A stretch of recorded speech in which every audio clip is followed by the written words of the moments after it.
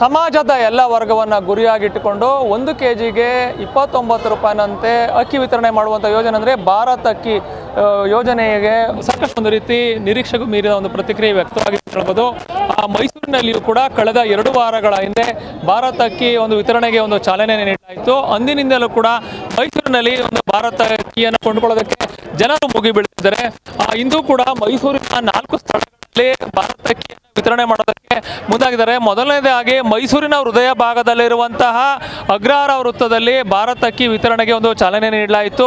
ಈ ಒಂದು ಸಂದರ್ಭದಲ್ಲಿಯೂ ಕೂಡ ಈ ಭಾಗದ 106 ಮಂದಿ ಆಗಮಿಸಿ ಒಂದು ಭಾರತ್ ಅಕ್ಕಿಯ ಒಂದು ಖರೀದಿಗೆ ಮುಗಿಬಿದ್ರು ಅಂತಲೇ ಹೇಳ್ಬೋದು. ಆರಂಭದಲ್ಲಿ 106 ಸಂಖ್ಯೆಯಲ್ಲಿ ಇದ್ದಂತಹ ಜನರ ಒಂದು ಸಂದಣಿ ಬರಬರುತ್ತಾ ಒಂದು ಸಾವಿರಾರು ಸಂಖ್ಯೆಗೆ ಏರಿಕೆ ಆಯಿತು. ಇನ್ನು ಮೈಸೂರಿನಲ್ಲಿ ಇಂದು ಅಗ್ರಹಾರದ ವೃತ್ತದ ಜೊತೆಗೆ ಕುವೆಂಪು ನಗರದ ಒಂದು ಶಾಂತಿ ಸಾಗರ್ ಬಳಿ ಮತ್ತು ವಿವೇಕಾನಂದ ಸರ್ಕಲ್ನಲ್ಲಿ, ಸಂಜೆ ಚಾಮುಂಡಿಪುರಂ ಸರ್ಕಲ್ನಲ್ಲಿ, ಈ ರೀತಿ ಒಟ್ಟು 4 ಸ್ಥಳಗಳಲ್ಲಿ ಇಂದು ಭಾರತ್ ಅಕ್ಕಿ ವಿತರಣೆಗೆ ಒಂದು ಕ್ರಮವನ್ನು ಕೈಗೊಳ್ಳಲಾಗಿದೆ.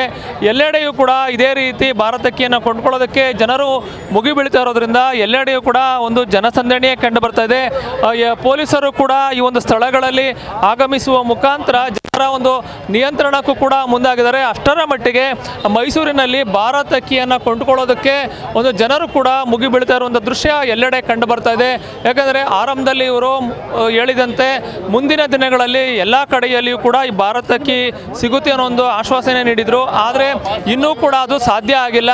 ಕೇವಲ ವಾಹನಗಳಲ್ಲಿ ಬಂದು ಒಂದು ಭಾರತ್ ಅಕ್ಕಿಯ ಒಂದು ಚೀಲಗಳನ್ನು ವಿತರಣೆ ಮಾಡಲಾಗ್ತಾ ಇದೆ. 10 kgಯ ಚೀಲಕ್ಕೆ 290 ರೂಪಾಯಿನಂತೆ ಭಾರತ್ ಅಕ್ಕಿಯನ್ನು ವಿತರಣೆ ಮಾಡಲಾಗ್ತಾ ಇದೆ.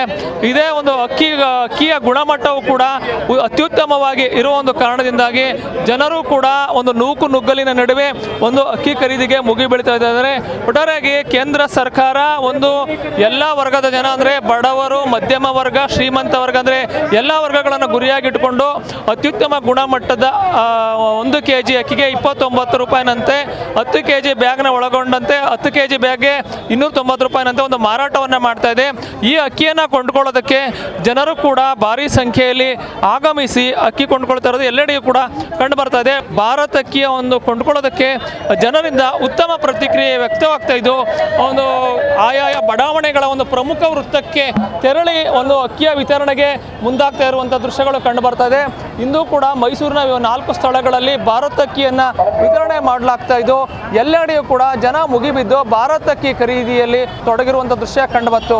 ಮುಂಬರುವ ದಿನಗಳಲ್ಲಿ ಎಲ್ಲೆಡೆಯೂ ಕೂಡ ಈ ಭಾರತ್ ಅಕ್ಕಿ ವಿತರಣೆಗೆ ಕ್ರಮವನ್ನು ಕೈಗೊಳ್ತೀವಿ ಅಂತ ಒಂದು ಸಂಬಂಧಪಟ್ಟ ಒಂದು ಇಲಾಖೆ ಅಧಿಕಾರಿಗಳಾಗಿರ್ಬೋದು, ಒಂದು ಜನಪ್ರತಿನಿಧಿಗಳು ಕೂಡ ಆಶ್ವಾಸನೆಯನ್ನು ನೀಡ್ತಾ ಇದ್ದಾರೆ.